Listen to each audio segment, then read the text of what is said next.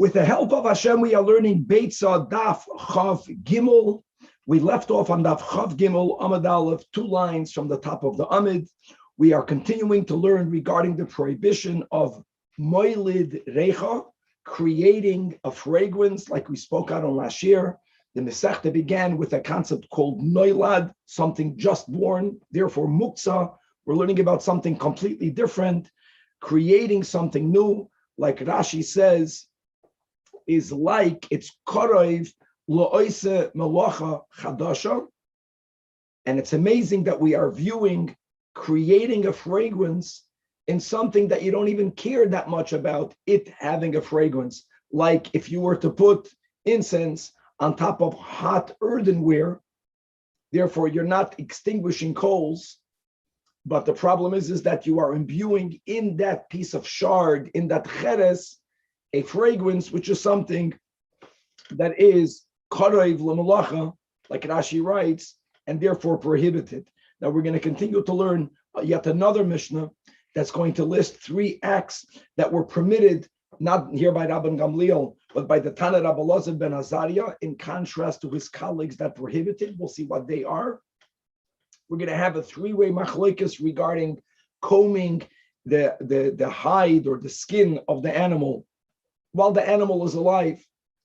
They used to use either metal combs whose teeth were smaller, higher chance that you would make the animal bleed, versus combing an animal with wooden combs whose teeth are thicker and there were more space between one tooth and the other, lowering the chances for making the animal bleed. And this is going to lead us into the bigger machlokes between Rabbi Yehuda and Rab Shimon regarding the davar she'ein miscaving, when there's something that's unintended, whether a davar she'ein miscaving is completely permitted, keshitas Rab Shimon, whether something that's unintended is prohibited on a rabbinic level, keshitas Rab Yehuda. We will be learning about using a pepper grinder to grind peppers on Yom Tov. And interestingly, when we go from the act of Mulacha, Toichin, food preparation that perhaps could have been done prior to Yom Tov or not, we're going to then go off a little bit on a tangent, and we're going to speak about laws of Tuma and Tara regarding a pepper grinder. Obviously, something that's considered a keli, a receptacle, something that is usable, is susceptible to becoming tamei if some source of Tuma conveyed Tuma to it. But what happens normally if a receptacle or if a keli breaks and now it's only parts, normally each part on its own cannot become tamei, even if it had contact with the source of tuma. But a pepper grinder, the Mishnah is going to speak about the pepper grinder. It's made out of 3 parts, and each one of its 3 parts is viewed as a keli by itself as far as the laws of tuma and tara are concerned. We will also continue to learn other dinim regarding tuma and tara when it comes to this wagon that little children used to use to play with, that sometimes they would lean on it or sometimes they would sit on it. So is it made to be sat upon? Can it be mekabel tumas midras? Is it considered a keli? And various other such dinim. And if we'll have time in this year, we will start the 3rd chapter, the chapter of trapping animals, the chapter of trapping fish, which will be this broader discussion. From what point onwards are we allowed to say, it's for food preparation, so Yom Tov, I don't care if you're violating one malacha or various malachas. But then there is a point where maybe because you could have done it before, and whereas we're going to quote a machlokes Rashi Tosfos, other approaches, that there is a certain point where we say it's so far removed from the actual food that you will eat, even though it is to prepare food, it may not be done on Yom Tov. And as we will see, that will include the prohibition of trapping, that we may not trap, not even on Yom Tov, even if we're trapping something that we plan to eat on Yom Tov proper, and a lot more. So again, let us start on Chav Gimel Amud Aleph. 2nd line at the end of the line on the top of the Amud. There was just also another detailed review. We were speaking about whether one is allowed to smoke fruit. So the problem with smoking fruit is that when they would put incense on the coals, it would both extinguish the coals, it would also ignite the incense. So you have 2 malachas, plus the concept of moiled recha. So that's a rabbinic issue. Why would be allowed to do it? Because we're making food. why would one hold that you're not allowed to do it is because only very fancy people would smoke their fruits, and therefore it might not be considered davar hashav l'chol nefesh. And Shmuel, who's the lenient one, as we read, a very important, that Rashi holds, it's not shav l'chol nefesh because the poor people don't have access to this type of smoking fruits. But if you would just give it to them, they would right away enjoy it. Interesting. Unlike, for example, in the times of Chazal, that bathing has nothing to do with wealth or poverty. Even the wealthy people, they would not bathe every day. So bathing is not shav l'chol nefesh. It's not common to say, you can heat up water to bathe. No, people didn't bathe then every day. But some activities that the reason why you are not engaged in it is only because at this moment you are not yet wealthy. According to Shmuel, it's called shav l'chol nefesh. Give the person a few dollars and right away he'll get accustomed to that type of here eating smoked fruits. Okay.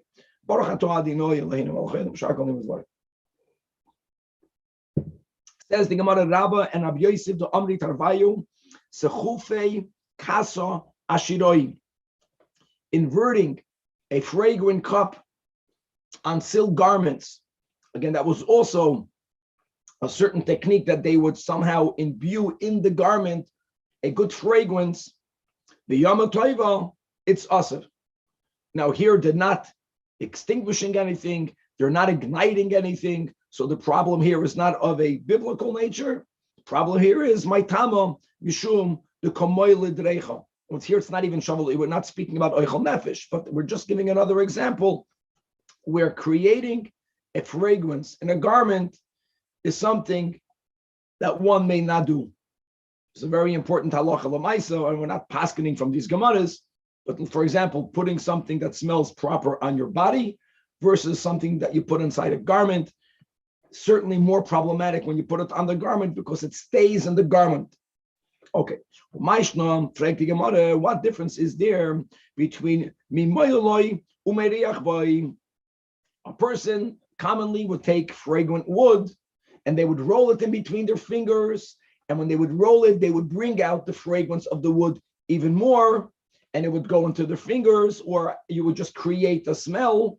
Or similarly, sometimes they would take a piece of branch that's already disconnected from the ground, obviously, as we'll see, and then they would clip off its tips, and when you clip the tip off of fragrant branch, the fragrance comes out even stronger, and people would do these practices on Yom Tov.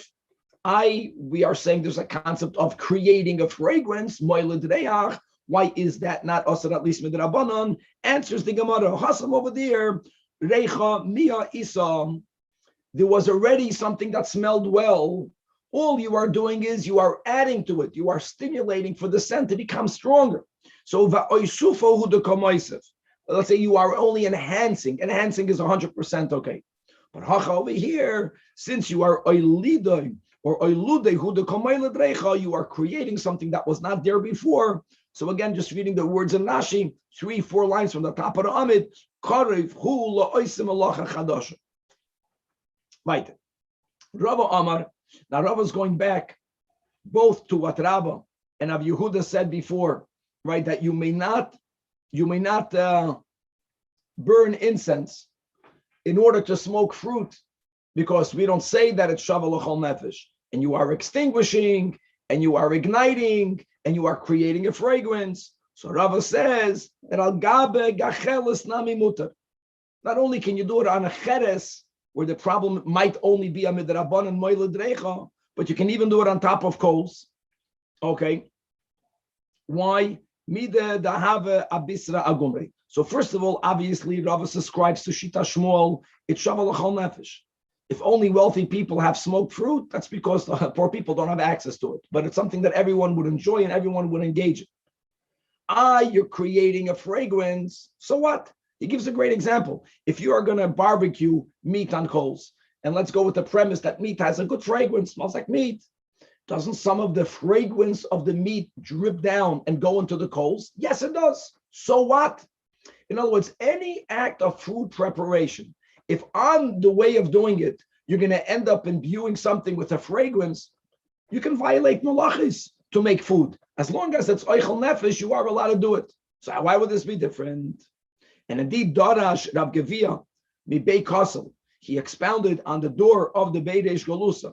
And he said that Keturah, whatever Keturah means, is permitted on Yom Tov. And no one knew what Keturah meant. So Amalei Ameimar, what does he mean by Keturah? If he meant to say Keturah biyodei, Keturah means some sort of pressing pleats onto sleeves, on garments, on Yom Tov, that's Maisa Umanu. Any act which is called a craftsman's activity, something that a commoner would not even know how to do, that in itself was usher to do on Yom Tov. Couldn't have meant that.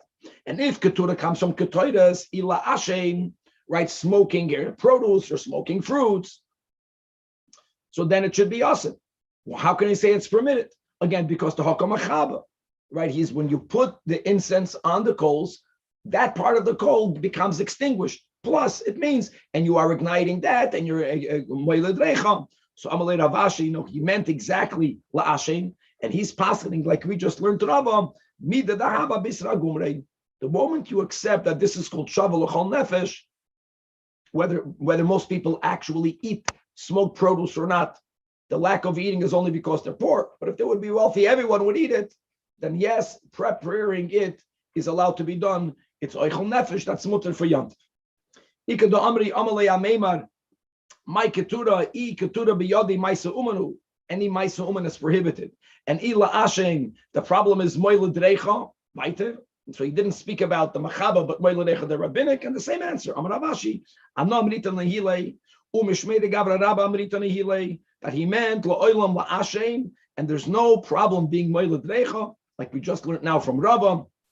Mida dahava, the greatest example will be that we are allowed to broil meat on top of coals, even though the smell, the scent, the fragrance of the meat goes into the coals. Now it's fragrant coals. I don't care. I don't care. You're preparing food, and any step in food preparation from kneading, we'll see from a certain point onwards, is allowed to be done in Yom Tov, regardless it violating otherwise Avos midoiraisa, regardless it violating other rabbinic issues. So you are doing it to prepare food for Yom Tov. Okay.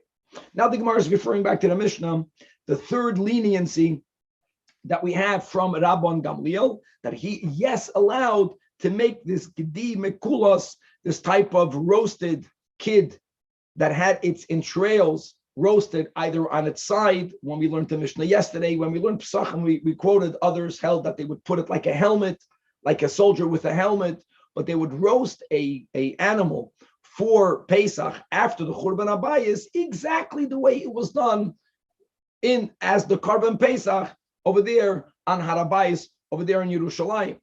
And Tanya Rabbi Yossi Omer, we had this guy's a Masechet of Sacham Daf Nun Gimel, that you should know that Toides, who was Ish Roimi, he was a great man in Rome, he was the communal leader in Rome, and he also, like Rabban Gamliel, Hinig as Bnei Roimi, he instituted the minik, Dafke Zecher Lamigdash.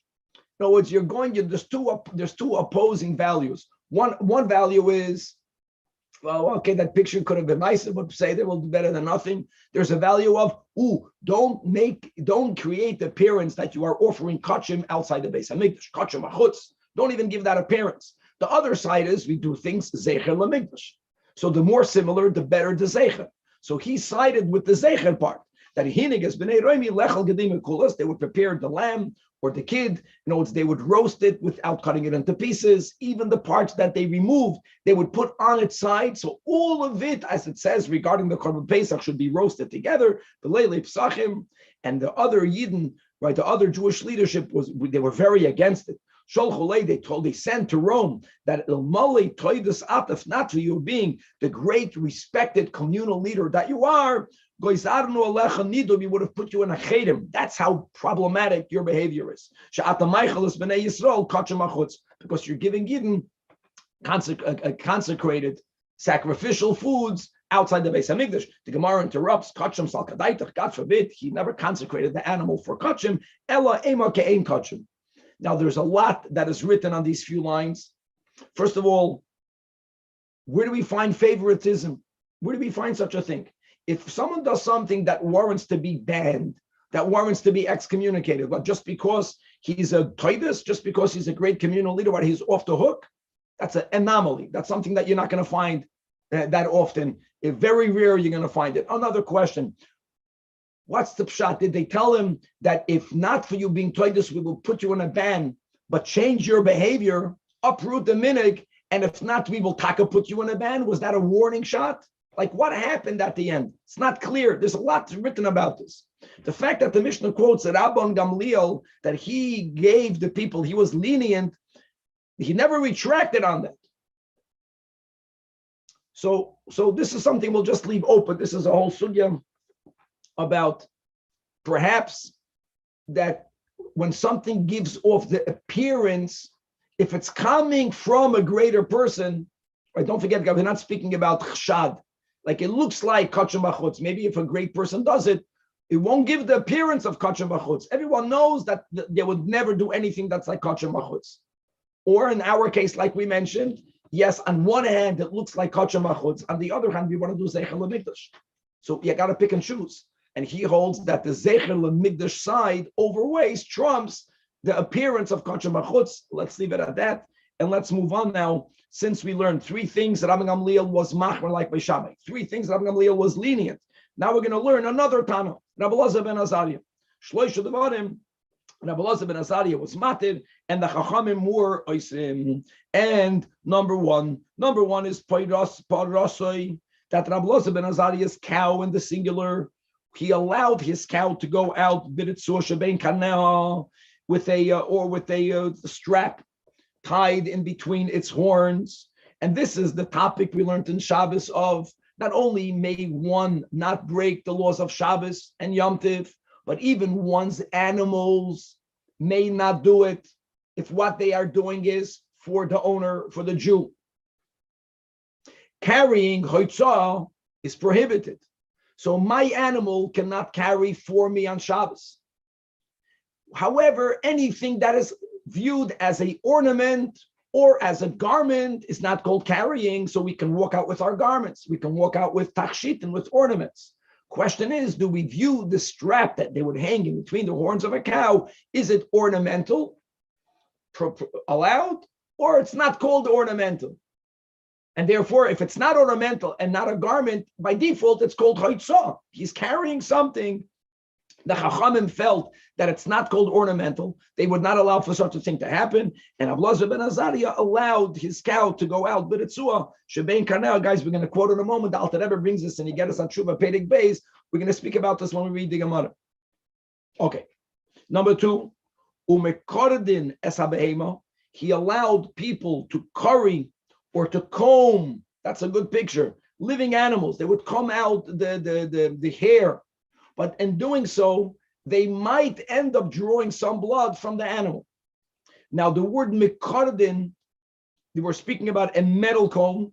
A metal comb had a higher chance of wounding the animal. He even allowed mikardin. And number three, the shoichakin as a pilpalin b'rachaim shalahem, he allowed one to grind peppercorns in their grinder. Now, what would be the problem? The problem here would be either it's called uvda dechoil. That means even though it's in food prep, but it's a weekly activity to do it with the tool that was made for the grinding, or the problem is that for some reason toichen, grinding, is not included in the heter of oichel nefesh. Like we mentioned, oichel nefesh will begin only from a certain point onwards. No one is going to say that you can harvest stuff on Yom Tiv. No, that's already too far removed from you eating it.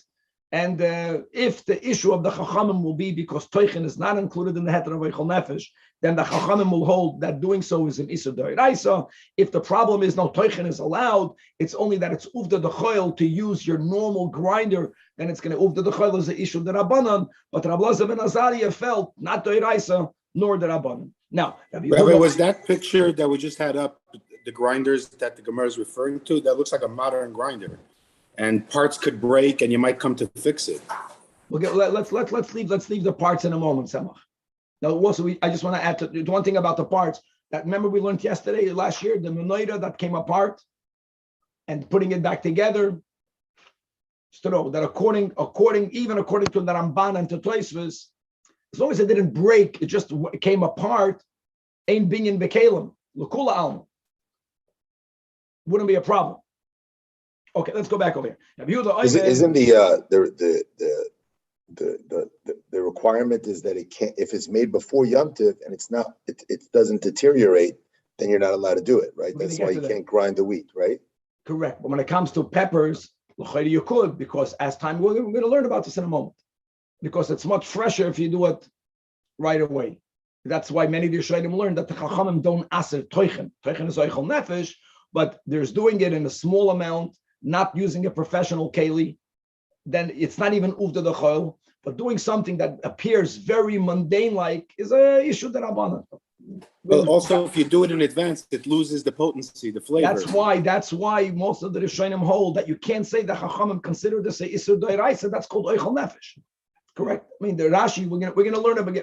We're gonna repeat this today on Daf Chav Gimel Amud Beis in the beginning of the third Perek about why can't you trap. That's where we have clearly Rashi. Rashi says what you're saying, that any activity that if you would have done it before, it would have been not as good for Yom Tov, is allowed to be done on Yom Tov. And that certainly will include grinding peppers, spices. Okay. I disagree with Rabbi Elazar ben Azariah. May not use a metal comb. Why is that? And I know, my friends, this is not your intent, but this is a classical, even though it's not your intention. Rabbi Yehuda says it's asur, takenat chayev, but asur. But however, mekartzefin, you can use a wooden comb whose teeth are thicker, whose space in between the teeth are wider. Yeah, these are good pictures. So therefore, it won't wound. Now, does it mean it will never wound the animal? No, it means that it's already considered such a far-fetched possibility that even Rabbi Yehuda will allow. And the Chachamim are interesting, a third sheet that they hold, that not only ein mekardim, but afloi mekartzefin. And the question will be why, and the Gemara will explain these sheetas. Okay, so let's begin. We're not concerned about pulling out hair. No. Interesting. In other words, pulling out here is also a problem, but that was something probably less likely. Evidently, the animal and the hair on the animal's back is a lot tighter connected than the hair in our heads. If there's anything left to begin with, interesting.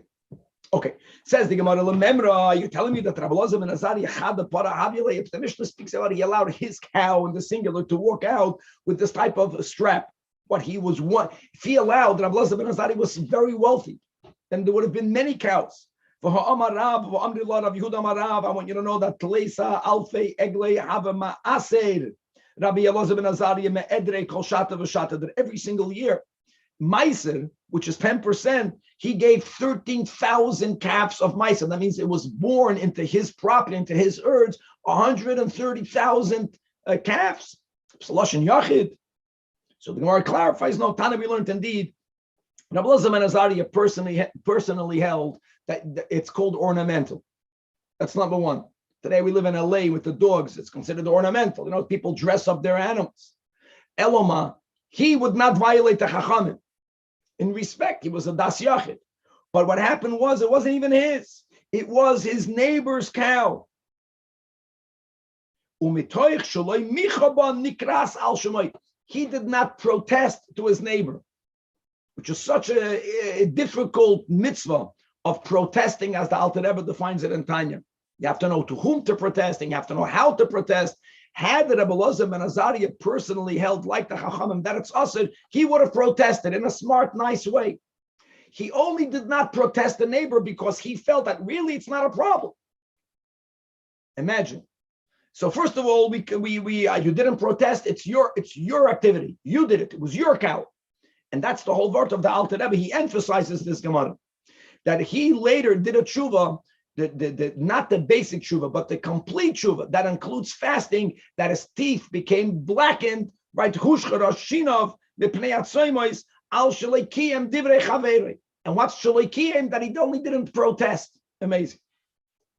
So that's number one. Number two, just clarify the issue with the cow and the strap. What's the potential isser here?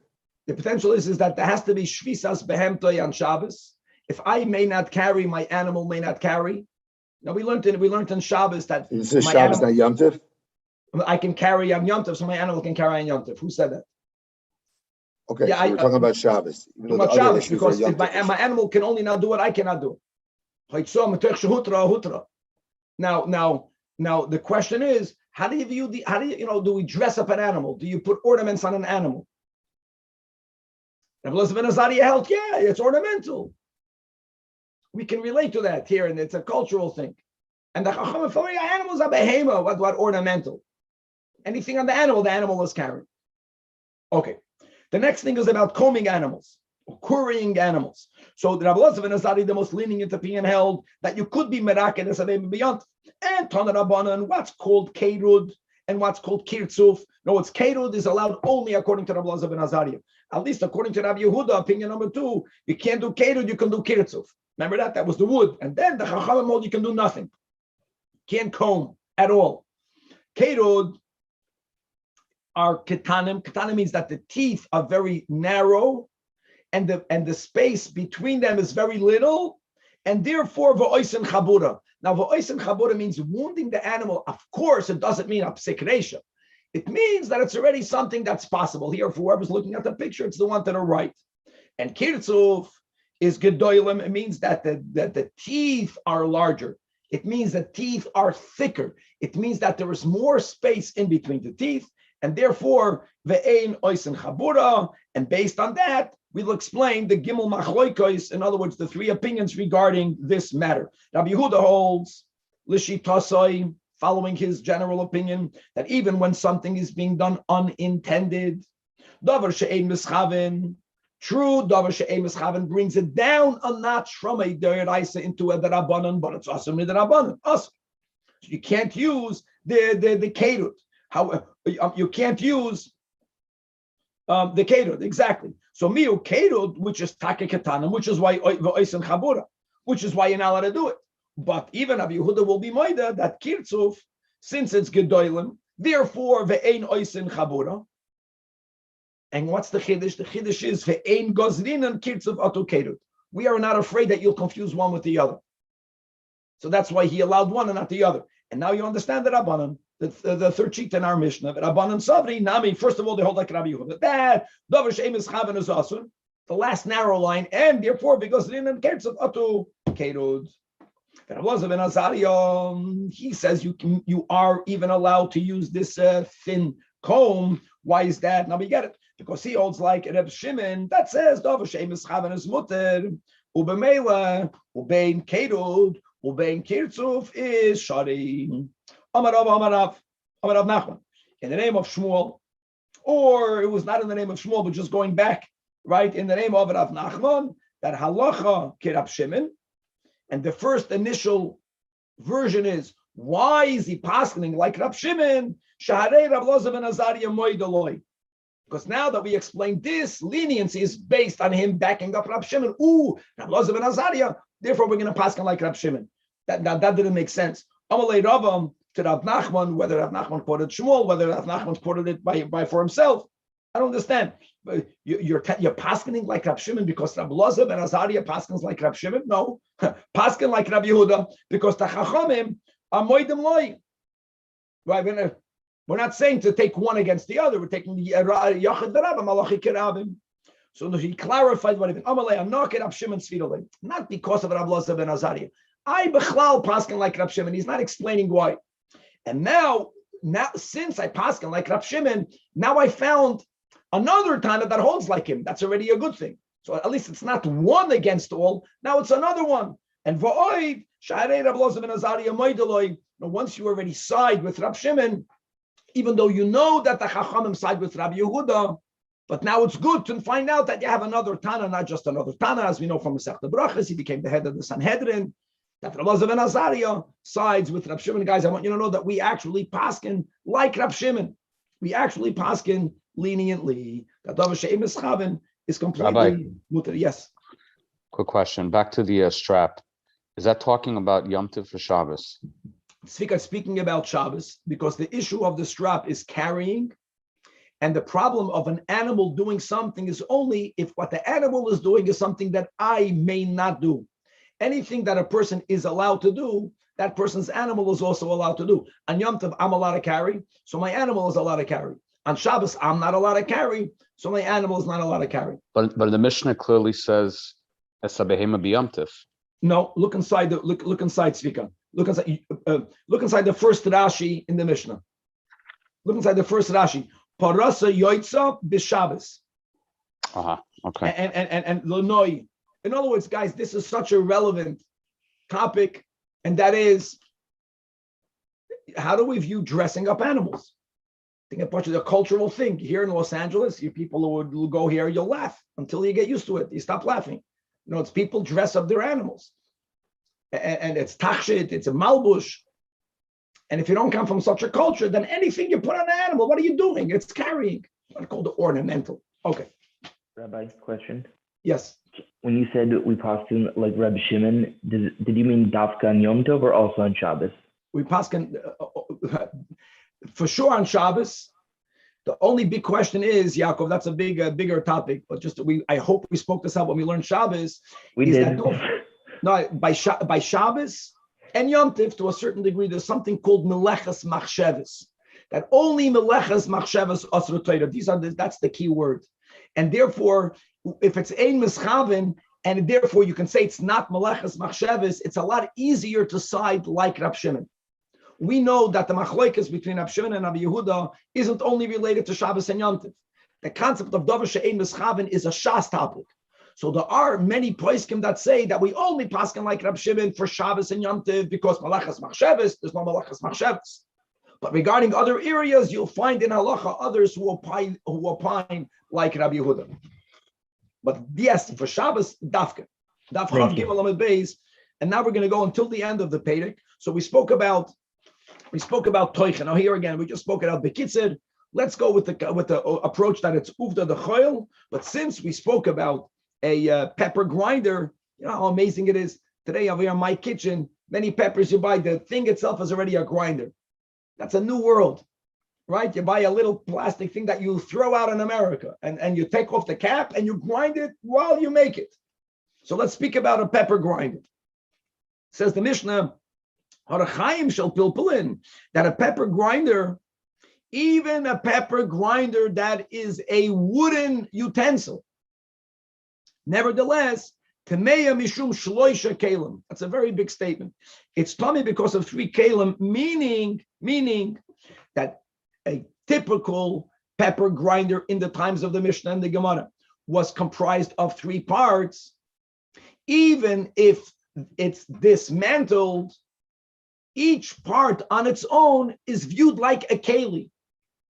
And therefore, if the source of tumah touches either one of the 3, it will acquire the tumah, which is an anomaly, because normally it can become tummy. But the moment this breaks, it's no longer a keli. Not only can it not acquire tumah, in many cases it loses its tumah.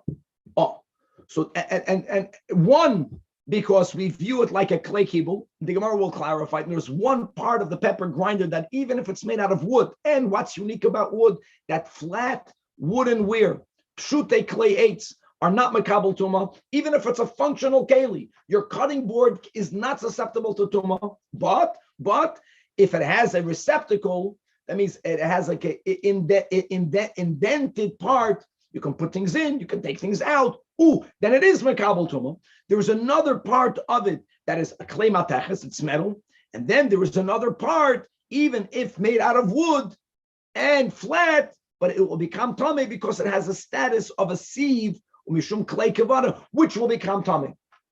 And we'll see in a moment soon, why does a sieve become tummy? Okay, now the Gemara clarifies, okay, which part is which part? And for that, Kavan is going to break his head, he won't find a picture. I challenge you, go find a picture for this now. Tana, tachtoina, it's like this, the bottom part, where after the peppercorns were ground, it would be held, that is a clay kibble. That, let's go see.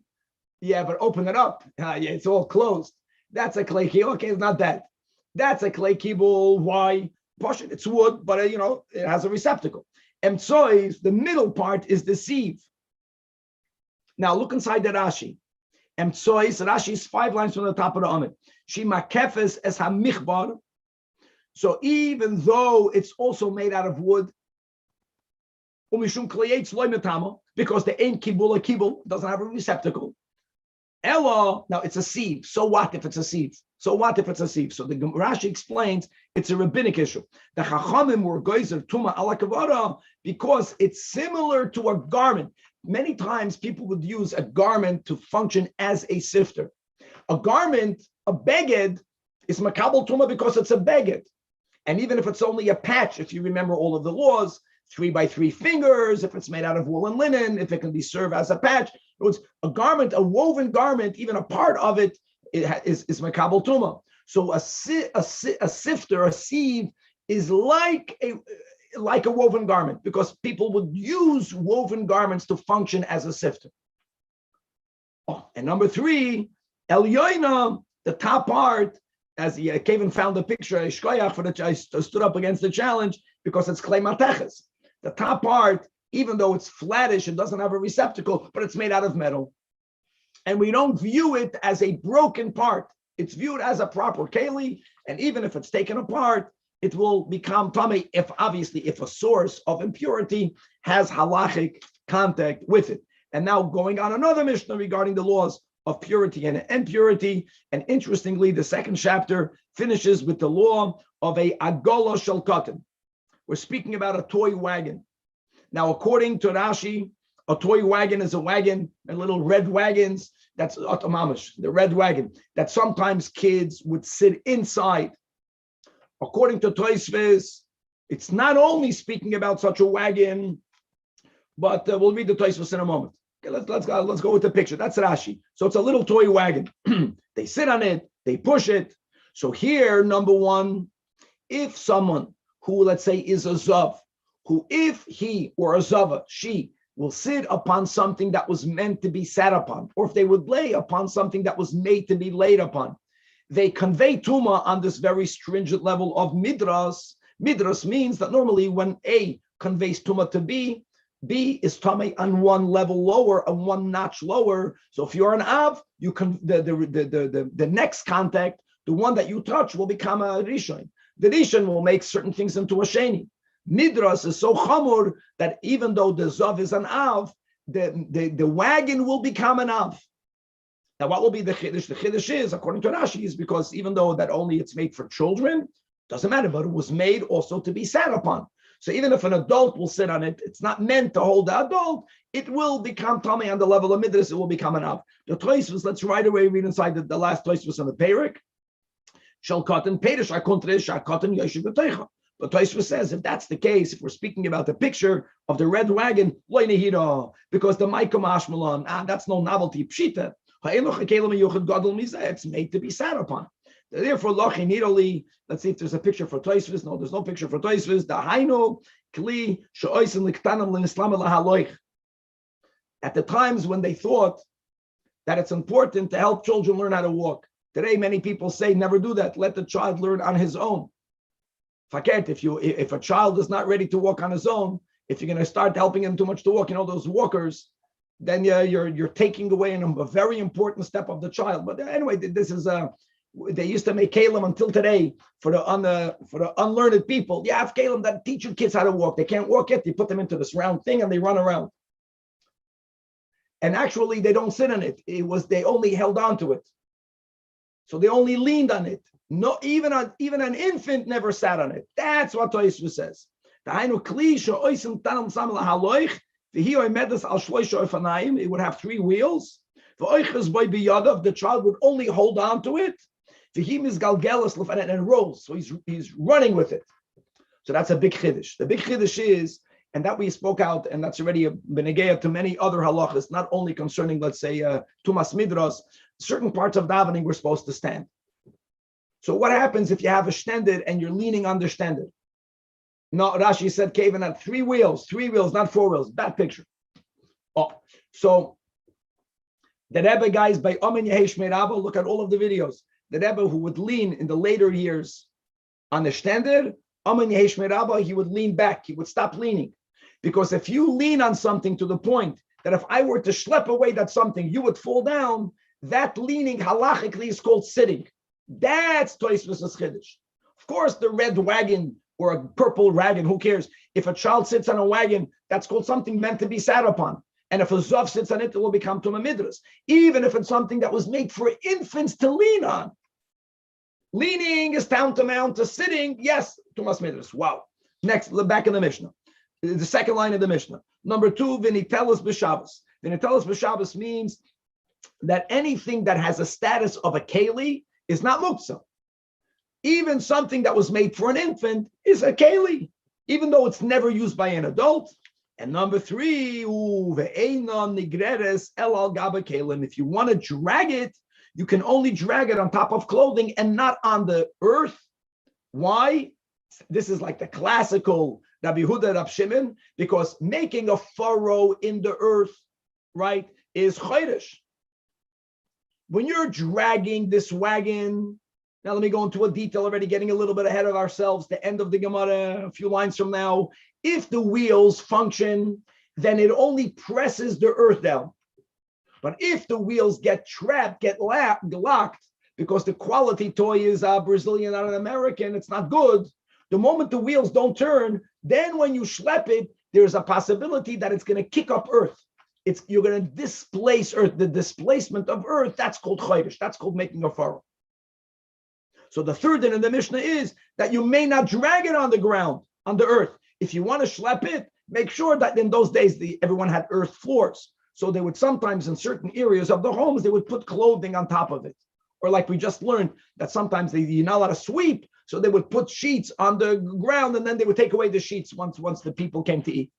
So on top of kalim is not a problem. Kalim here means sheets, clothing, but not on the ground. However, Rabbi Yehuda Omer, Kol HaKelim Ein Negrarim, he disagrees. He says other utensils may not be dragged on the ground because maybe you're going to make a furrow. Rabbi Yehuda holds Davar She'ein Miscaving, that's the classical case, is prohibited. But the wagon is allowed. Chutz min ha'agala. Why? Because why are you presuming that the wheels are going to get trapped?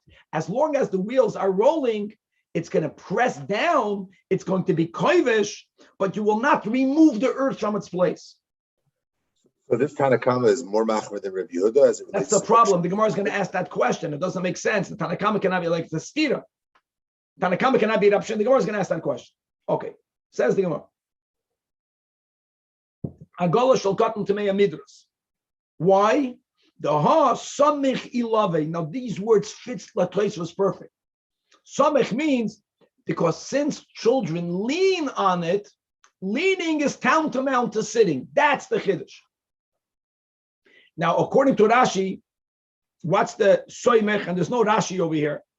L'chayda, the soymech is that even though children sit on it, but maybe adults don't sit on it. Maybe, and it's Tumas Midrash, maybe because adults also lean on it. Maybe that's the pshat according to Rashi. Right. Then it tells us b'Shabbos. The next thing is you are allowed to move it on Shabbos because the ikar toides keli Allah. That's a chiddush for itself. Many people view the toys for children or for infants. Dvaram shel mabekach. Today, no one views it that way over here because you pay a fortune for it. But then, it was something insignificant, has a din of a keli.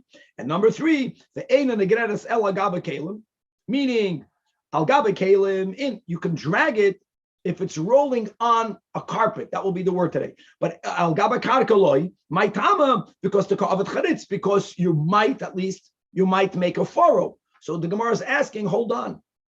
Obviously, the Tanakama is not Rab Shimon. The Tanakama is already Rabbi Yehuda. But so is the next statement.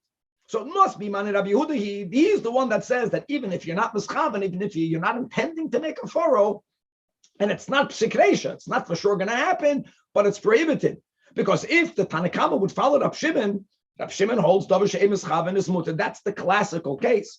And the Beitzah is Rab Shimon Omer, Goyrer Adam Mita, a person is allowed to drag, whether it is a bed, whether it is a kisei, a chair, whether it's a safsel or a bench. You can drag it outside in your front yard, in your backyard, even though there is a possibility that it's going to make a furrow. As long as this is not your intention, my intention is to get the furniture from here to there. I'm allowed to do it. So it must be that the Reish's Rabbi Yehuda now doesn't work. For that, the Gemara obviously Rabbi Yehuda Omer Ein hakoil nigrarim b'Shabbos. Chutzmin ha'gola. Rabbi Yehuda says, I know that you can't schlep other furnitures, but the wagon you could. He only koiveshes because it only presses down into the earth. In other words, it makes an indentation, but it doesn't remove the earth. If it doesn't displace earth, there's no issue with chodesh. In other words, koiveshes in abul charetz lo yavda. It's clearly it's Rabbi Yehuda. So who's the Tanakama? Answers the Gemara that there is a machloikes tanoim what Rabbi Yehuda holds regarding wheels, and there are two versions what Rabbi Yehuda holds. Rabbi Yehuda, and like we already spoke out to Rashi. In other words, when you have a piece of furniture that is unwheeled, over there, if the weight is somehow going to make an indentation in the earth, it won't only indent it or press down into it. There it's going to displace the earth. That is called making a furrow. It's not your intention, but davar she'ein miscaving, according to Rabbi Yehuda, is asur midrabanan. Wheels, if the wheels are working, they will not displace earth. Even though they'll press into it, no one holds that's called a chodesh.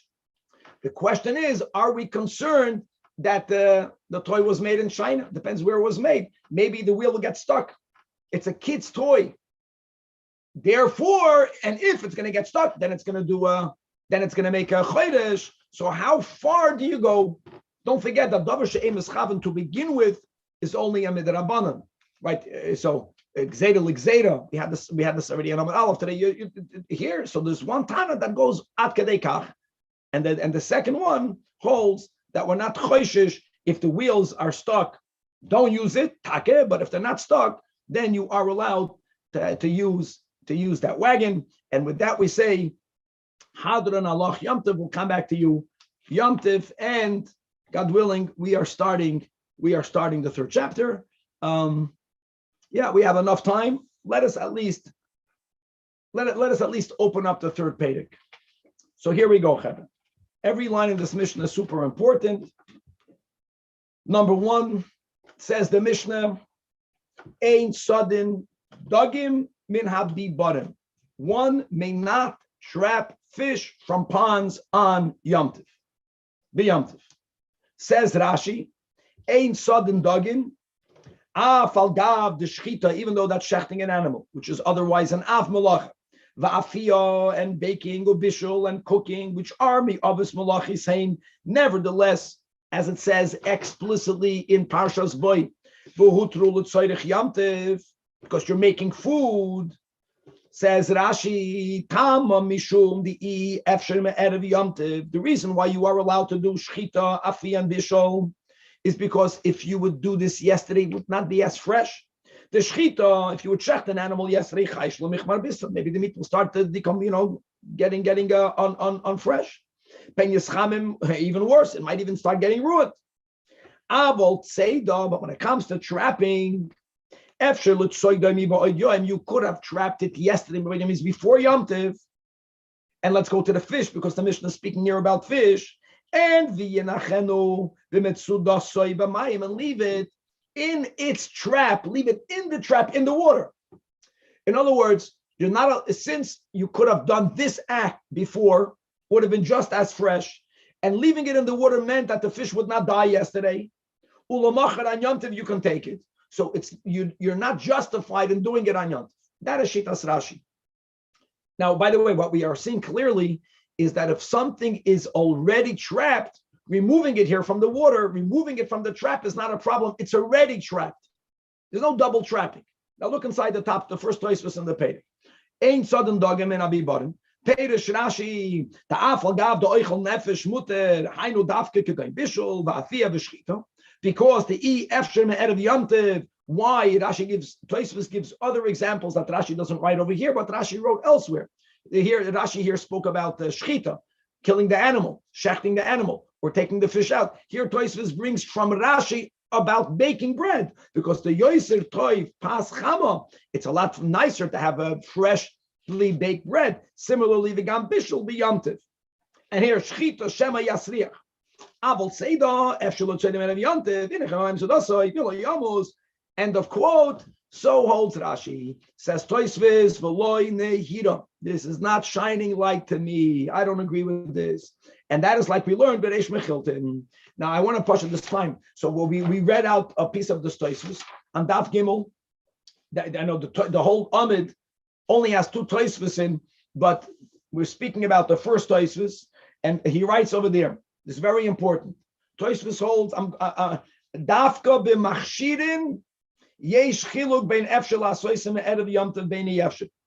When it comes to steps that we will call preliminary food preparation steps, I'll give you a great example: grinding. Why am I saying that? Because you don't eat the ground peppercorn. It's a spice that you put into the food.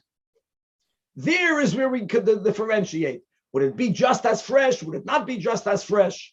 But Tosfos holds avol ba'oichel nefesh, that which you will eat. The fish itself, kula alma moida, the afilu efshel asoisim erev yomtiv, mutal asoisim b'yomtiv. Even if it would have been just as fresh. And Tosfos and Daf Gimel brought down a Rabbeinu Nisanel Mikinoin that quotes a Yerushalmi that writes something amazing. Where did the Torah write this dispensation that food-related activities are allowed to be done in Yomtiv? And Parshas Boy. Now, Parshas Boy is Yom Tov, but there it's about Pesach. It is there where the Torah writes, Ach asher yei ochel l'chol nefesh, etc. You know what God writes right afterwards? Smichus, juxtaposition, ushmartem es hamatzois. Shmartem es hamatzois, when do you have to guard the matzahs? That it should not become chametz. When could a matzah become chametz? From kneading. So Tosfos teaches us that the whole dispensation of oichel nefesh is only milisha ba'elach, only from kneading on. Kneading means, the way many word it in the modern world, is only kitchen melachas that are food related, not field melachas. And it's interesting that shchita, according to Tosfos, is considered a kitchen melacha. Not in our kitchens, but it was taken done that way. The shechet would come to your house and he would shecht your chicken in your house, and you would fleck it, and you would salt it, and you would cook it. Harvesting, it's not about fresh, according to Tosfos. Aside of the fact that if you harvest kernels, it's going to be just as fresh whether you harvested it yesterday or today on Yom Tov. It's because it's a field melacha. That's the key over here. Trapping an animal is called the outveer melacha, oichel nefesh. It's a very big machloikas Rashi and Tosfos. There's many nafkaminas, but at least we began the Pedic, and I think we should stop over here, and we'll begin in the next year. Every line in this Mishnah is huge as a mountain. So first of all, we began the third Pedic, that one may not trap animals, and we already inferred from this first halacha that if something is already trapped, removing it from its trap is 100% permitted, because you can't trap something. If it's trapped, it's trapped. If it's not trapped, then you're not allowed to do it. God willing, to be continued. Okay, so there was a request over here that whenever we learn 2 daf, today it's very easy to work out with. I want to get everyone's consent to it. Some people need a little bit of a break, to make a 5-minute break or a 3-minute break, some sort of break for people who have a little bit of a challenge of focusing, to be able to do a couple of push-ups, whatever, to have another coffee. That's me. If everyone is in consent, then if someone can put on a timer, and maybe let's make it a 4-minute break, Yossi? Do you have a timer? Okay, we'll put it up. So we're starting in 4 minutes. God willing, Daf Chav Dalet. I'm getting a coffee, and Yossi is doing push-ups. You can join me or join him, one of the two.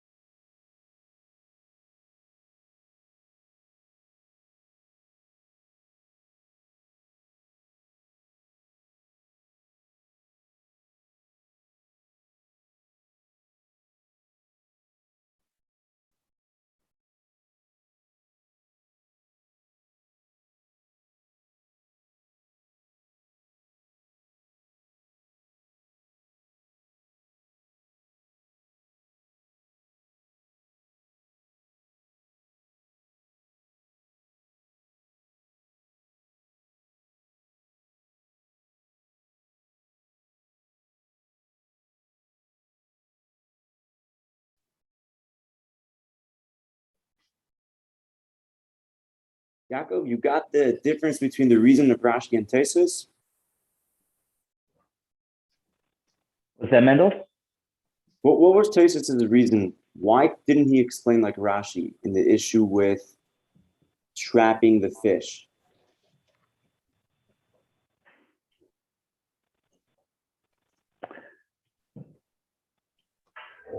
I don't know. Because No. Tosfos holds, Mendel, that even if something will be more fresh or less fresh, it doesn't change the permit to do food itself, malacha an Yom Tov, even though you could have done it yesterday. In other words, if there's a food, according to Tosfos, that mamish baking it today or baking it yesterday or cooking it today will make absolutely no difference in its freshness, Rashi holds you may not do it on Yom Tov if it violates the malacha, and Tosfos holds you could. And he has proofs in Daf Gimel. Only by machshire oichel nefesh do we make the difference, Tosfos says. And then, got it. And then Tosfos' reason is because it's similar to Katsira. Tosfos' reason is that who says you're allowed to do it? Because God said you're allowed to do oichel nefesh. God said you can do oichel nefesh, ushmartem es hamatzos, milisha ve'elach. The whole heter of oichel nefesh is only kitchen-related malachas. And trapping. Yeah, and trapping. And trapping is called a field-related malachim. Shchita is called a kitchen-related malacha, and trapping is called a field. It's amazing. So according, This is a big machlekes. does This goes across the board for any Yom Tov preparation. Mamish, huge. Point to Rashi, it's simple. You know, it would be fresher to do it today. You can do it today. and according to Tosfos, it would apply both to fish and to animals, or Yes, only fish? Yes, no, fish and animals. But the question is, how do we take the timer up? That's the question now. Yes, we'll stop this swing share, and that's it. Rabbi, what's the difference between psikresha and davar she'eino miscaving? I get confused. Very good. Davar she'eino miscaving samach means that my intention is to get my couch from that corner to the other corner. That's called, and while I'm doing it, I might make a furrow in the ground, but I don't care to make a furrow. I don't want to do it. I don't intend to do it. I don't benefit from it. That's called davar she'eino miscaving. Psikresha means that even if I don't intend to do it, if my furniture is so heavy that for sure it's going to make that indentation, then it's considered that I had intent to do it. I had kavanah, even though I didn't need the furrow, but if the only way to get my couch from here to there is by making the furrow, then I had intent to make the furrow. So psikresha transforms some activity from davar she'eino miscaving to davar miscaving. Because it's inevitable, it's for sure going to happen. Because it's inevitable going to happen. Exactly.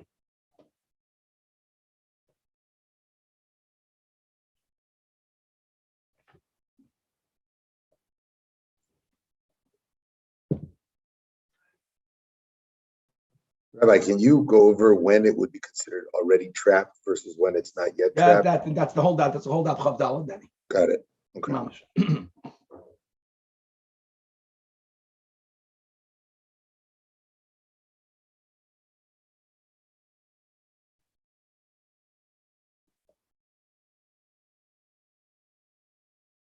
Wow. All right, here we go. With the help of Hashem, we are learning Beitzah, Daf, Chav, Dalid. We will begin on Daf Chav Gimel Amud Beis from the second halacha in the Mishnah that we began in the last year. We'll quickly repeat the first opening line, and that is that one may not trap. The Mishnah's example is fish on Yom Tiv. And we're going to continue to learn Kishitas Rashi, because any malacha, even if it is food related, is only allowed to be done if doing it prior to Yom Tov would have given you a less qualitative result. Trapping, we're speaking here about fish. The example of the Mishnah speaking about fish. If you trap fish prior to Yom Tov, as long as you don't take it out of the water, the fish will remain very fresh. Remove it out of the water on Yom Tov and prepare it. But the act of trapping itself could have been done prior to Yom Tov. There's no upside waiting until Yom Tov. Shechita, for example, if you shecht an animal prior to Yom Tov, then on Yom Tov the meat will be less fresh. That's why you are allowed to shecht. Trapping, you're not allowed to do on Yom Tov. Now we're going to learn dinim regarding feeding the animals on Yom Tov.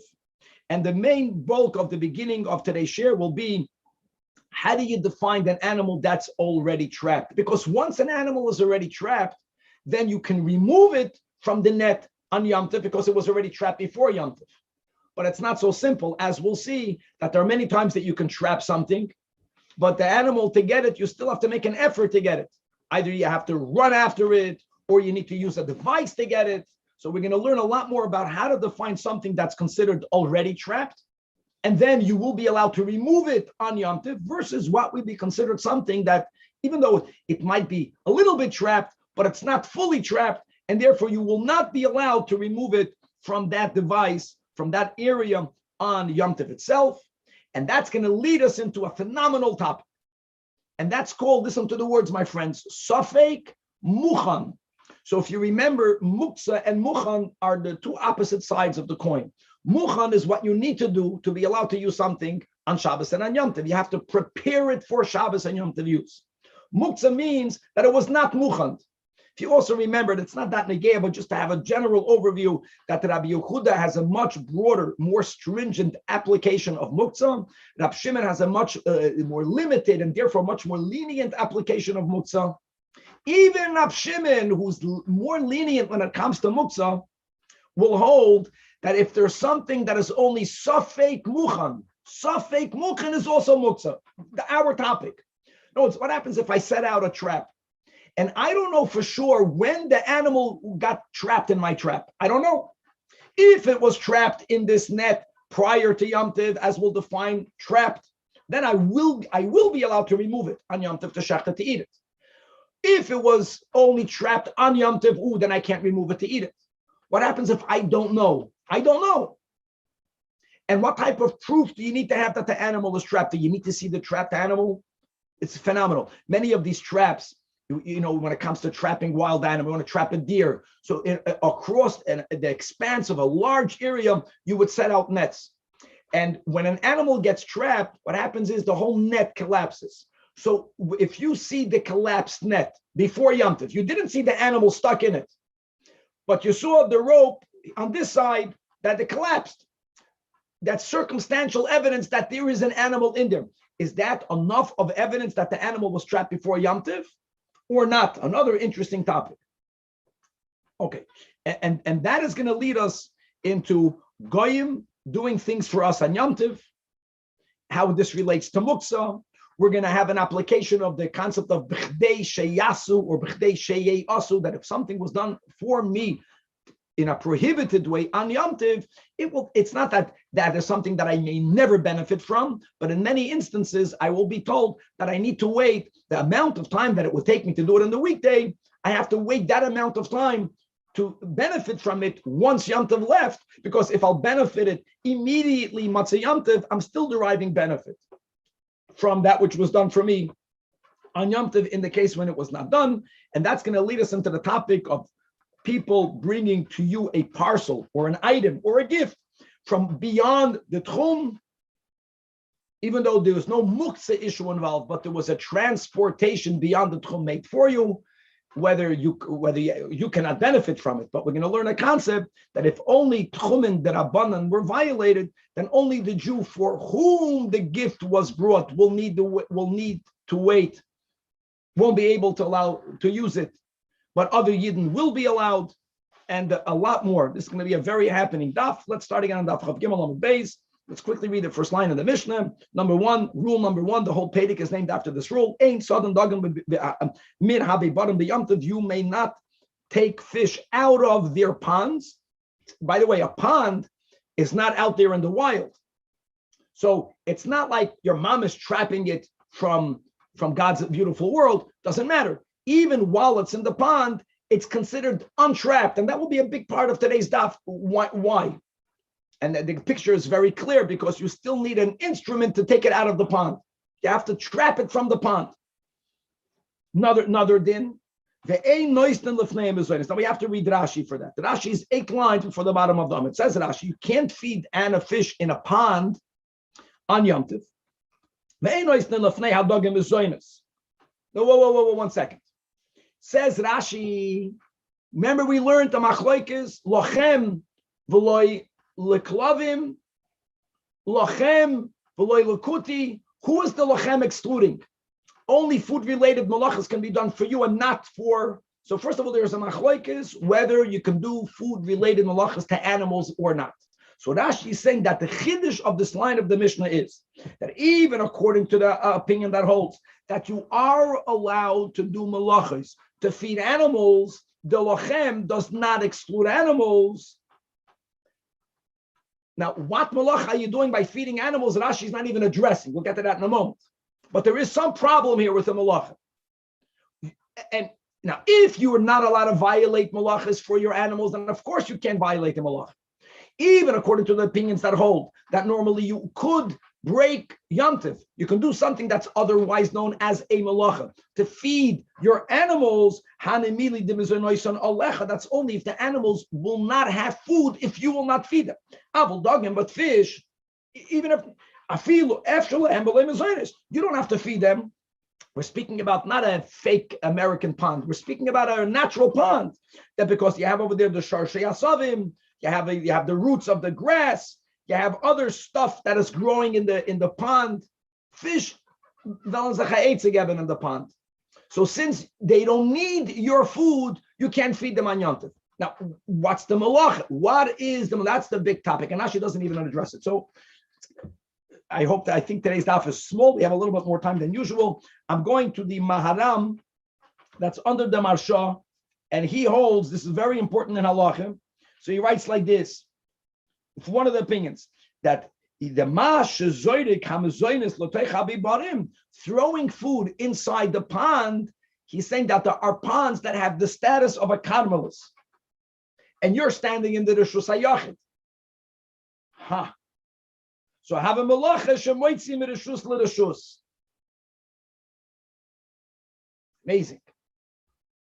This touches on so many things. First of all, mitoich shehutra, you can carry. Evidently, no, you cannot carry. If there's no need, remember we learned the 3-way machlokes rishonim, there's no need. And the issue of throwing food into a pond is that you might end up carrying. Then he writes another shita. The other shita is that you can't put mezainis because you might trap them. Even if it's not an issue of hoitzah, but if you're going to feed them, you might trap them. And that's why Tosfos says that he explains that these two dinim in the Mishnah are connected. Since you're not allowed to trap fish even from a pond, they're in a pond, but they're not yet halachically trapped. And therefore you can't trap them. Therefore, don't give them a zaynis. Why am I saying all this? This is the source. As we know, we just came off Hashgacha Pratis Tavshin Pei Beis, the time where we say Tashlich. Our minik Chabad is to try to do Tashlich on the first day of Rosh Hashanah. If you didn't do it on the first day, then people do it until Yom Kippur, maybe even until Hoshana Rabbah. There's a big difference between Yom Tov or not Yom Tov Tashlich, and that is that even though the minig is to try to go to a body of water that has fish, and it's brought down in some noise kelim, v'sashlich, v'metzulas yom, kol chatoisam, that people have a minig to throw in some bread, that it says, don't do it. If you're saying, don't throw anything to the fish, if you're saying tashlich on Yom Tov, that's the Mishnah over here. And this is brought down in the noise kelim in the Shulchan Aruch. Okay. Now, next. Aval, however, zok the Mishnah, sodin chayv oifen habibarin, if you have enclosures, and in the enclosure, there is a non-domesticated animal like a deer, or there is a bird. Here you are allowed to take them out. Why? We'll see in the Gemara. Because they are viewed to be already trapped. They are in an enclosure, they're already trapped. And the name is Tosfos, it's beautiful. In other words, you can feed them because what are you afraid? You're going to trap them? If you take them, it's not called trapping. They were trapped already. According to Rashi, why you can give them a zaynis. So look inside the second to last line, very important. What Rashi's issue is whether you can violate a malacha. Now, what would be the malacha? Let's go with the maram. You might do hoitzah. During the winter. And also wherever they are in a location where there isn't natural food, even according to the opinion, says Rashi, that you are allowed to violate malachas for animals. That's only if they need your food. That's the key. By human beings, we don't say that. If a person has food already enough to live, we don't say, Du Hashem genug essen, you can't make more food on Yom Tov. We never say that. That's the chiddush. For animals, even if you are allowed to break the rules, food related, for animals, it's only if they don't have. And that's the point of the Mishnah, that fish in the pond generally have natural food. These types of animals, chayiv oif in a bibod, in an enclosure, they don't have natural food, so you can feed them. And Rashbag Oimer, the last line, loy kol habibad and shavan. I don't like this word bibod. It's in an enclosure, it's in a pond. It's too broad, because some enclosures will halachically tell you that whatever is in there is trapped. Other enclosures will say, even though it's in an enclosure, it's not trapped. And this is the cloud. Kol hamachusar tzeidam. If something still lacks trapping, it's already in an enclosure, but it still lacks trapping. The Gemara is going to further define that. Then it's awesome. It's only if she'ena machusar tzeidam, then it's already considered trapped, and then it's mutter what? To remove it on Yom Tiv. Beautiful. And now let's go. It's like the big safaris. They're in a big enclosure, but that's a great example. That's exactly the perfect. Bidiyuk. The only thing is that Rashbag introduces a concept, and the Gemara is going to further define it. And the way the Gemara does it, kedarkoi, is by pointing out question answer. There's a contradiction between our Mishnah and a Beitzah. It says in a Beitzah, you have an enclosure in which there's already a chaya or an oif, even though there are animals in there. Ein sodem mehem beyantiv. And ve'ein noisen l'fnei mezoynes. Mamish a steer against our Mishnah. The Mishnah wrote the opposite. The Mishnah writes that sodem chayv oifen abibaden. The Mishnah writes you give them a zoynes, and here it's punk fakert. So kasha chaya kasha oifas. Suggest the Gemara bish loy chaya. I can say loy kasha ha meaning braisa follows Rabbi Yehuda, as we'll show in a moment. Our Mishnah follows the Chachamim. Which machlokes does that refer back to? To a Mishnah that we have in Masechta Shabbos D'Tanan. Rabbi Yehuda Omer Hatzot Sipar La Migdol. If a person traps a bird, how? By driving it into a closet. Ooh, that's a chayev. Or it's likewise, if you drive a tzvi, a migdol means a closet. If you drive the deer into the house, then you're chayev. End of quote. Now let's go. Says the Gemara. In other words, the Mishnah is saying, just like the bird, if the bird is in the house, it's not yet trapped. So when did you trap it? If you put it into a closet. A deer, if it's in a house, relatively smaller than an enclosure, that implies that Rabbi Yehuda holds that Libei bottom why. Libei bottom. Now, why we'll see in a moment. Okay. Regarding the bird, they agree with Rabbi Yehuda. Seaport is only called trapped if you on Shabbos drove it into a migdal. I want to take that the word drive. Even if you didn't drive it, if it's already in the closet and you close the door, that's also called trapping. Let's remember that. However, utzvi, not only if you have a tzvi trapped into a bayis, even if it's in a gina, which a garden is larger, even if it's in your yard, larger than a house, clear to say ulebei bottom, you're also chayiv. So here you already see there's a machlokes tanoim, how to view a deer that's inside an enclosure, so that can reconcile Mishnah B'Raisa. But oifos kasha, because they both consent. And v'chitemo hanameli kasha. Let me say that ha, meaning our Mishnah is with beber mekoida. It's a roofed enclosure, so therefore the bird in there cannot fly up. It's like a trapped already. And the B'Raisa that says that only if it's in a closet are you chayiv, but not in an enclosure. That's because it's speaking about an enclosure that's not roofed. No. That can't be, because for habayis, the kekebar mekoida dami, a house is like an enclosed. It has a roof. It's a house, and yet bein Rabbi Yehuda, bein Rabbanan, when is your act of trapping a bird considered seder on Shabbos or on Yom Tiv? Only if it's in a closet. It has to do with the size. So So how do you respond to that? Omar Abba Barafuna. And this is the Nekuda. See, everyone, when they read this, not everyone. When I was learning the Gemara, it has to do with the size. I keep on saying size. The Gemara is going to, the beauty here is we're introducing something that people don't think about. I deny, most people don't think about. Some people don't think about. It's not just about the size. It's about the state of the creature. How does that animal feel when it's in that area? Once an animal feels, oops, I'm trapped, it becomes subservient. Right? You break in a wild horse. After a while, it's amazing. So you can have two enclosures that have the same size. But what type of animal is in there? So there's a bird that's called tzipor droir. Not only is it a smaller type of bird, but it's a type of bird that never, is it stubborn? It doesn't become subservient. It's a free bird. That tzipor droir, that's the Mishnah and the Beitzah knows. Whenever we speak about a bird that only in the closet it's trapped, it's a type of bird she'eino mekabel asmaros. It doesn't accept mastery. And therefore, even if it's in a house, if you try to get it, it's going to run away from you. In the Tanach of Rabbi Yishmael, why is this bird called droir? Because the word droir also comes from the word dira, living, and living means living freely, that it lives freely in the house the way it was out there in the field.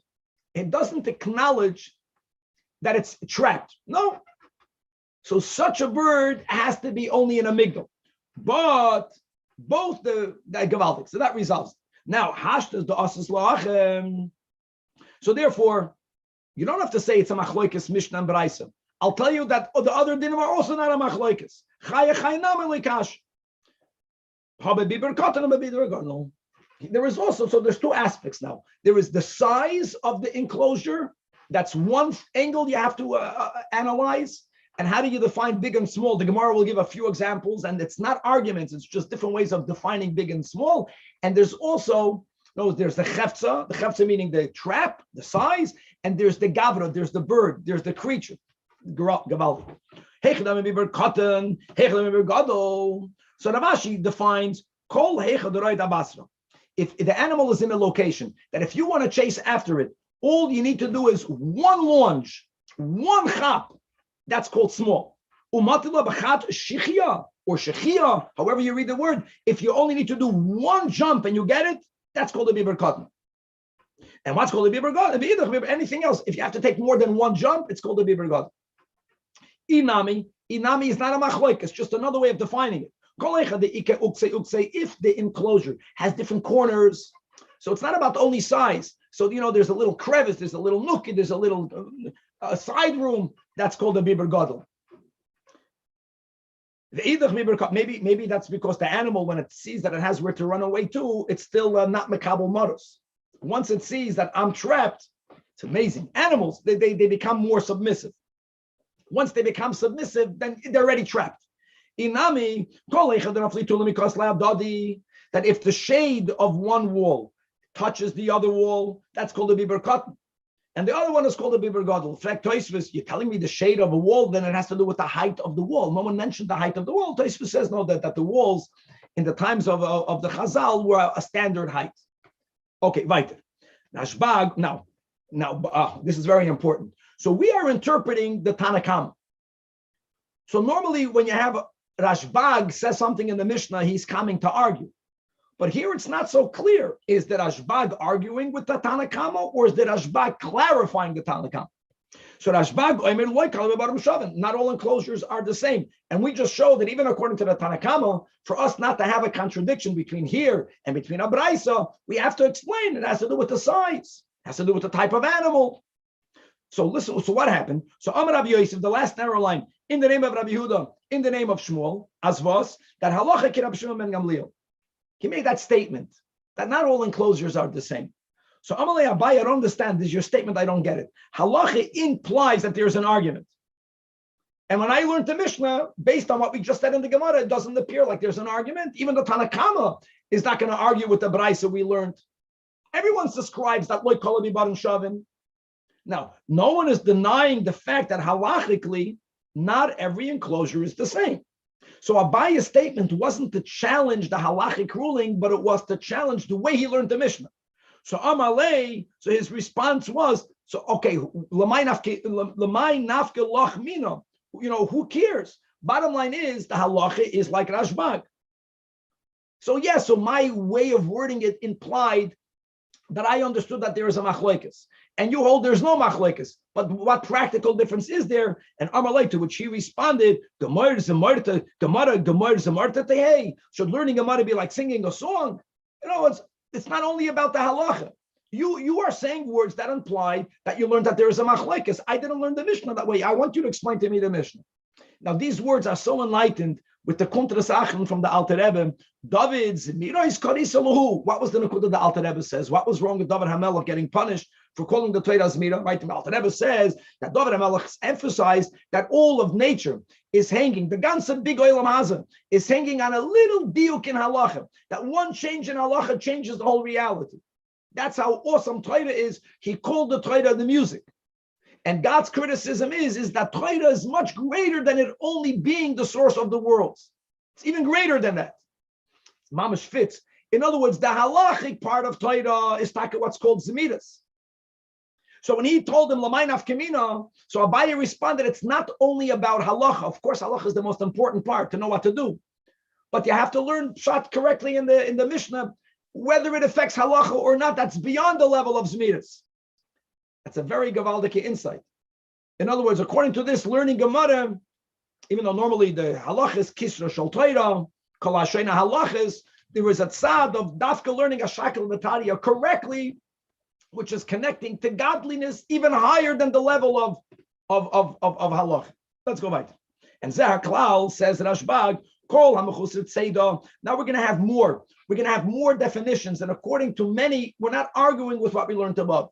When Rashbag says, if you still need to trap it, how do you define that animal which still requires trapping, even though it's in an enclosure? If you need to say, if you still need to use a trapping device, that was the picture that we had up above, that when the fish are in the pond, you still need a net. You can't chop it with your hand. That's another way of saying, if you still need a trapping device, it's not yet trapped. Amalei Abaya, if that is the criterion, have a kasha. What is that kasha? Avos and geese. These were animals that people commonly had, and Tanagoylam chickens.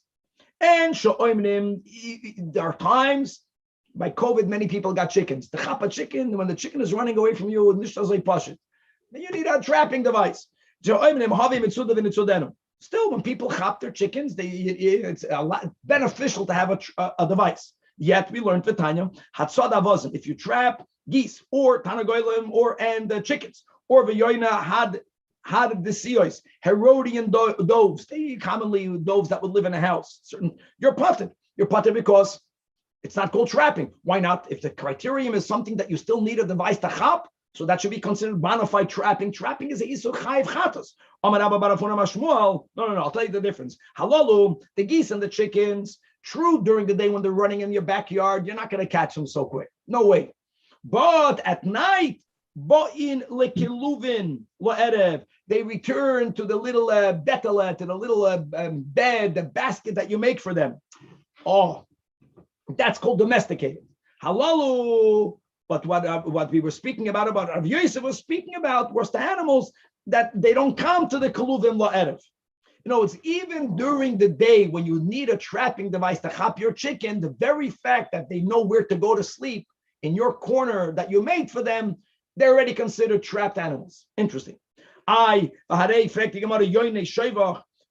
that live in a dove coat, and yoina aliyah, doves that live in the attic of homes.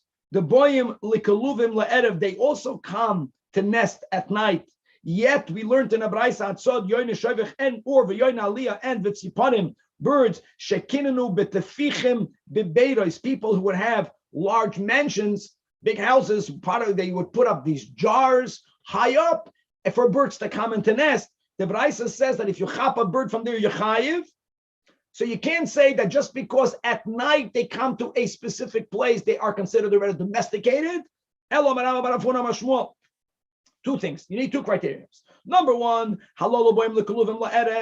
that is part of the definition. If they come at night to roost, to sleep in a specific spot, then even during the day, they're already considered trapped, but there has to be another thing that's needed. And that is creatures that you have to feed. They don't get food from out wild. Again, it's about the way I understand. It's not about the area. It's about the psychology of the animal, if you can say that. In other words, the fact that the animal needs you for mezainas, they are more subservient to you. So they are domesticated. And even at this moment, the chicken is trying to run from this corner to that corner of the backyard. No, they're already considered trapped. But v'halalu, the ones that the Beitzah mentioned, right? The yoin shoivech and yoin Aliyah, even though that they come to roost at night in the little corner that you made for them, but they get the food from out there. So they don't view themselves as they belong to you. The aim is in us and alechem, which is why everyone should have a bracha that we should rely only on God for mezainas, because when you rely on another human being for mezainas, that's the pshat, you're subservient to them. And we have to be subservient to God Almighty and only to the Eibishter. Well, Hashem should bless us with, if you in English, financial independence from other people. Rav Mari Amar, Hani, another way, Hani Avide L'Rebuye, that these doves that the Beitzah says you're chayv trapping, they slip away. But Hani, the geese, they don't slip away. The Gemara says, no. We just said before, all of them slip away. Go catch a chicken. Try that. So the Gemara says, no, while they are in their coop, they don't slip away. While the chicken at night is in the coop, it's going to be bottled to you. For kaparis, when the chicken is over there in the basket and you take it out there, it's not going to run away that much. It's already stuck. But the other one, the kruvim karnina, that in these yoinas that the Beitzah says you're chai for trapping, is that even when they are in their coop, you still cannot chop them so easily. So it's how they behave when you take them even from their coop that will make the difference whether they are already considered trapped or whether they're not yet considered trapped. Now the Mishnah begins like this. Once we take the principles of the above, so we established that you're not allowed to trap on Yom Tiv. There's another topic here, very related to a different topic. Muktzeh, muchan. So if an animal was trapped on Yom Tiv, not you had a trap. You put nets, and the animal went into the trap on Yom Tiv. Zol's wissen sein that even though the animal is already trapped, you cannot take that animal because that animal is muktzah. An animal has to be trapped before Yom Tiv for it to be designated to be used by you for Yom Tiv. Has to be muchan.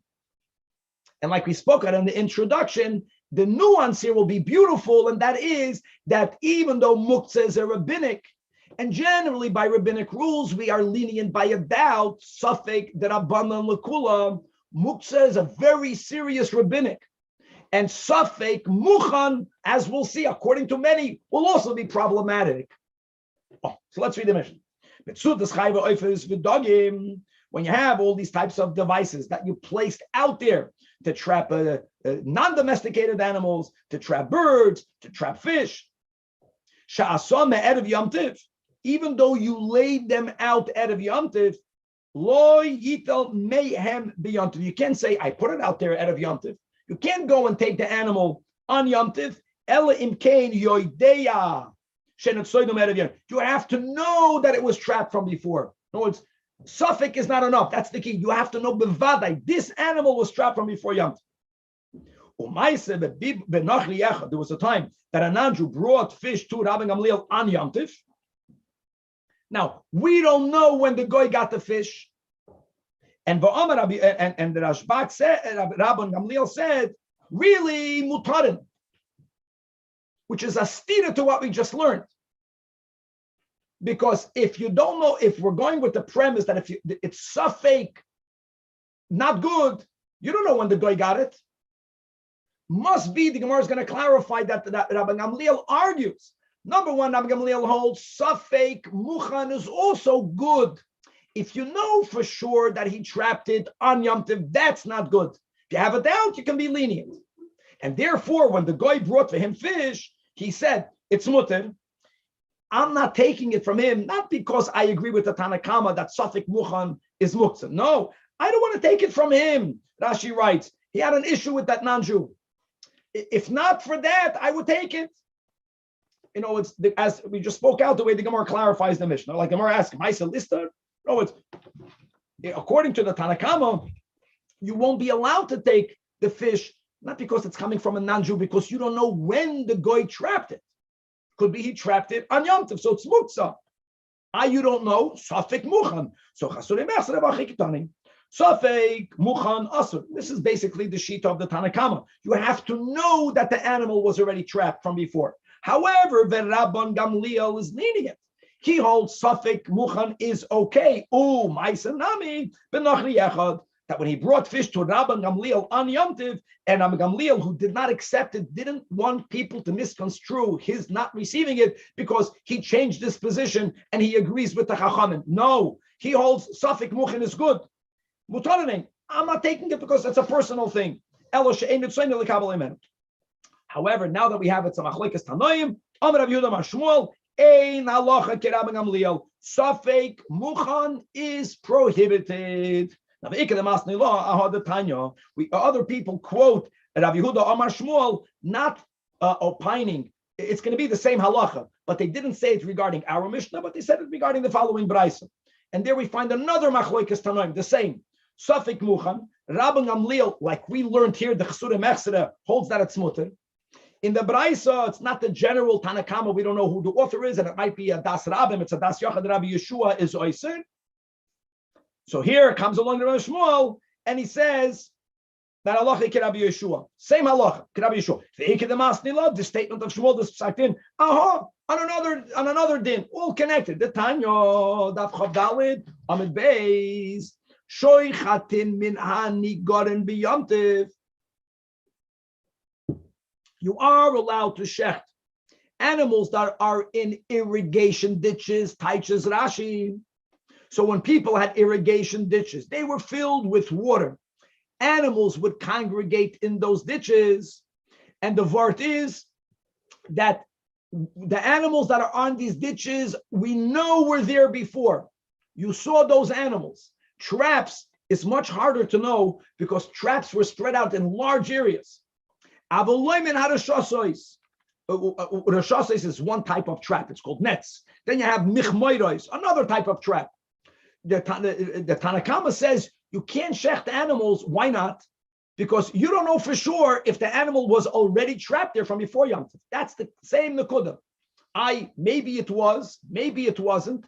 Muksa, be lenient. No, we're not. Safek Muchan Asur. Rab Shimon ben Elazar Omer. Now we have another Tana.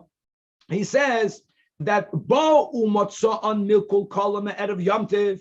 He also subscribes to Safek Muchan Asur. But he says the following: if you have circumstantial evidence that the animal was already trapped there from before Yom Tov, not that you saw the animal in the net, not that you saw the animal in the trap, but you saw that the nets were dislodged, they were mukulko, like we mentioned. Now, is that a 100% proof? No, because an animal can jump onto the net and it can escape, and maybe another animal got trapped in there. But no, you can argue that if the net was dislodged from before Yom Tov, you can't see the other end of it. Then you can presume that what you find on Yom Tov is this animal. Biyodua means halachically biyodua. Sheme'erev Yom Tov naseidim mutar. But mitzarim kol biyom tov. What he really means to say is, if you check the nets before Yom Tov and they were intact, they were not collapsed yet, they were not schlepped out yet. That's the pshat.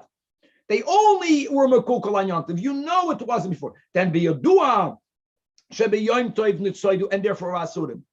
And now classical, the Gemara is being medayik that from the inference from one clause and the other clause, we have a clear stira, hagufa kasha, omnat bo umatzon mikol kolma erev Yom Tov. Then biyodua shema erev Yom Tov nitzoidu. In other words, Gemara is saying, what is the first clause telling you? That you need to know. You need to know. Kama the bo umatzon mikol kolma. Meaning, if you only have a doubt, not enough. It's still going to be yasser. Ema seifa. The seifa implies the opposite. That bo umatzon mikol kolma Yom Tov. If you find the traps milkulkul only on yomtiv. That means you checked it Erev yomtiv and it was intact. It means you know that it was not trapped before yomtiv. Since biyodua shebiyomtiv netzaidu, then it's aser. So that the opposite. Taima, the ba'omatzon kolkolam, which implies l'chora that if it's only a doubt, maybe me'erev yomtiv netzaidu, then we're going to say it's mutter. So which one is it?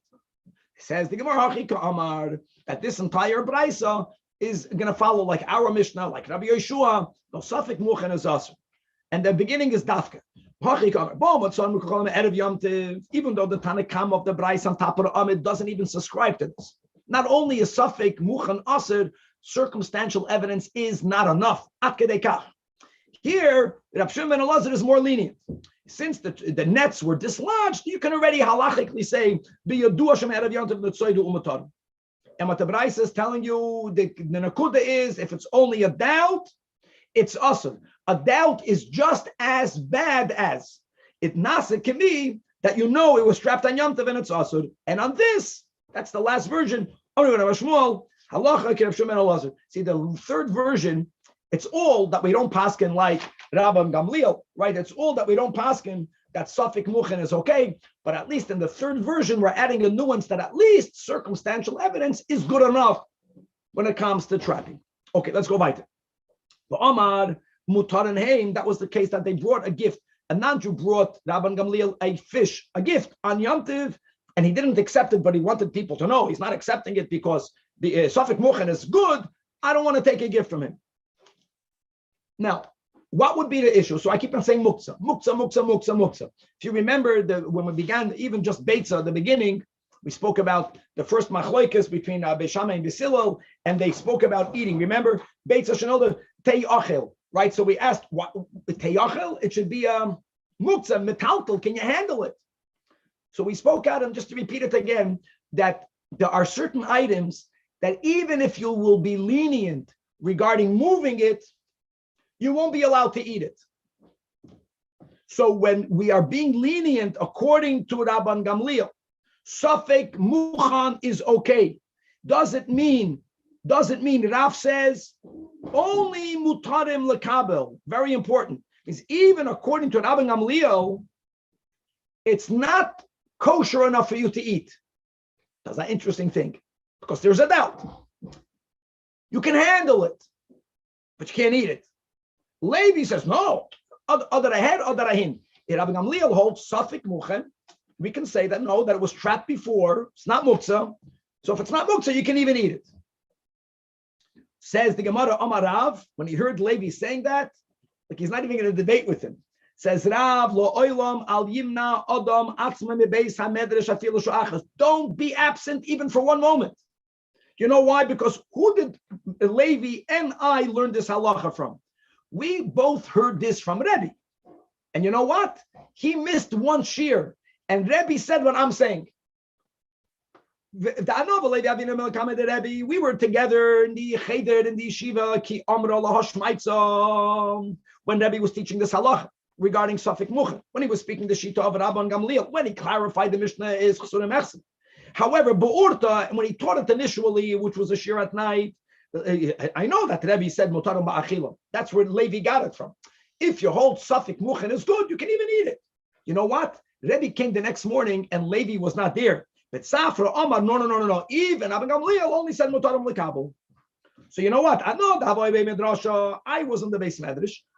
Even though clearly at night, if you would have asked me, I would have said mutarim ba'achila. But then I changed my opinion because my teacher changed his opinion. Hadrabi. Levi de Le'ava Midrasha, Loy Hadarbe. So I'm not even debating it. Of course, he's wrong. The message is never miss a shiur. Meisvei, this will be a kasha now on Levi. It's amazing. Levi's not refuted. But we're going to try to refute Levi. It says in a Braisa, Nochri Shehevi Doin Li Yisrael, a guy that brings a gift. I was speaking about bringing a gift on Yom Tov. Afilu dogim ha-mifulamim, even if the fish is moist, so it appears that it was trapped today. Now the next appears, not for sure, but look at the next one. Even if the guy brings Pedus b'nei yoiman, I'm touching the words, fruit that was picked today, not maybe. Fruit that was picked today, says the B'raisa mutarim. So now look at the kasha. Bishleima, If the whole question is whether you can receive it or not, so at least it's less problematic. It's less problematic. But if you're going to say that the topic is whether you can actually eat it, can anyone say that fruit that was picked on Yom Tiv, of course you cannot eat it. A malacha was done. By the way, there are two issues here. A malacha was done for you, and it's muktzah, right?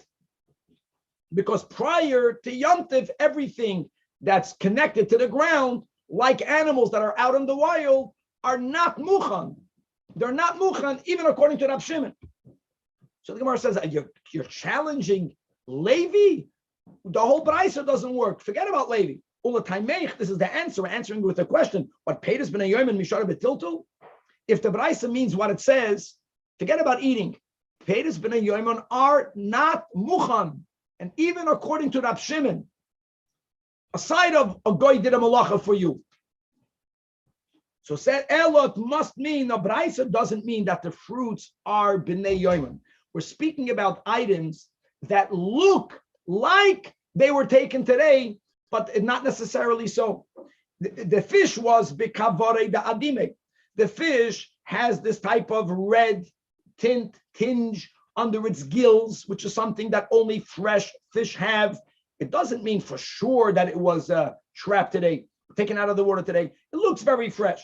The fruit that he brought as a gift was the kevishi biyarakom. They were fruits that if you wrap a fruit in greens right after you pick it off the tree, it retains its freshness. It looks like it was picked today. And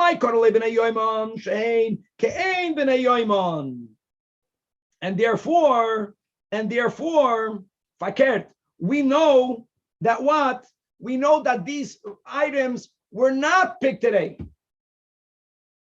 And still, what did happen over here? What does the Beitzah say? The Beitzah says that, that's why they are mutarin. Now let's read inside Rashi. Let's read inside Rashi the 5 lines before the end of the narrow lines. It says Rashi, Bahani Badai, the Beitzah is not speaking about anything that was done today. It was done from before. Vadai muchanin. The Nikodim Sheme'erev Yom Tov. That's the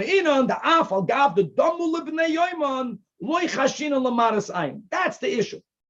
That was the word. It's only a maras ayin issue, and we don't say maras ayin, thank God, on everything. We actually only say it wherever Chazal said it, and that's the issue over here. Okay, let's go weiter. Says the Gemara, Omar of Papa.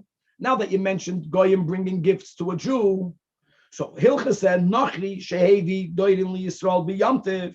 If a guy brings a gift to a Jew, im yesh mei oisa min b'mechubar.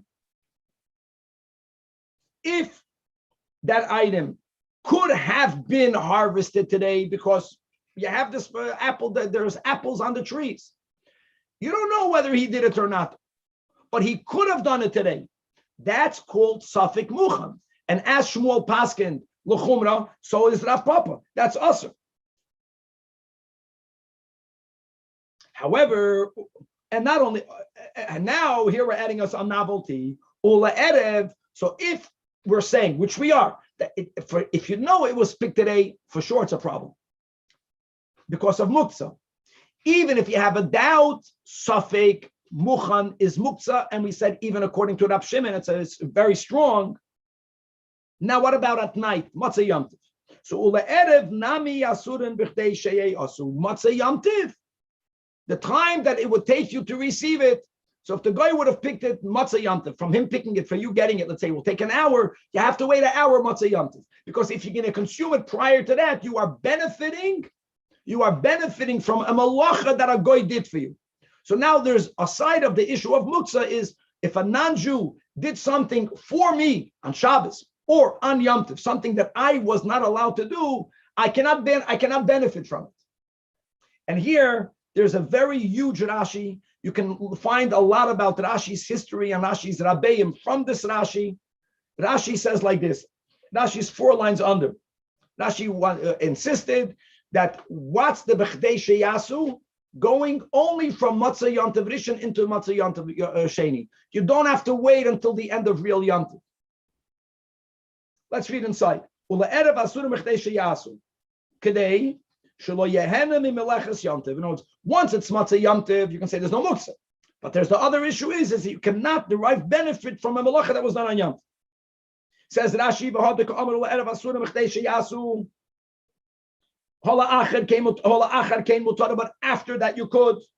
Don't learn pshat. It means you have to wait until what we would call at the end of yomtiv, at the end of the second night. If the gift was given to you on the first day of yomtiv, here will be from the few lenient cases that you will be allowed, according to Rashi, after b'chdei sheyasu, after the time that it would take for the guy to pick it and to bring it to you, to eat it in yomtiv sheni, the night of yomtiv sheni. Afilu la'erev rishon nami, afal gav de leil yomtiv sheni, and then it's going to be matar mimanavshach. We can say the same mimanavshach because if the first day yomtiv was really yomtiv, so then the second day yomtiv is a weekday.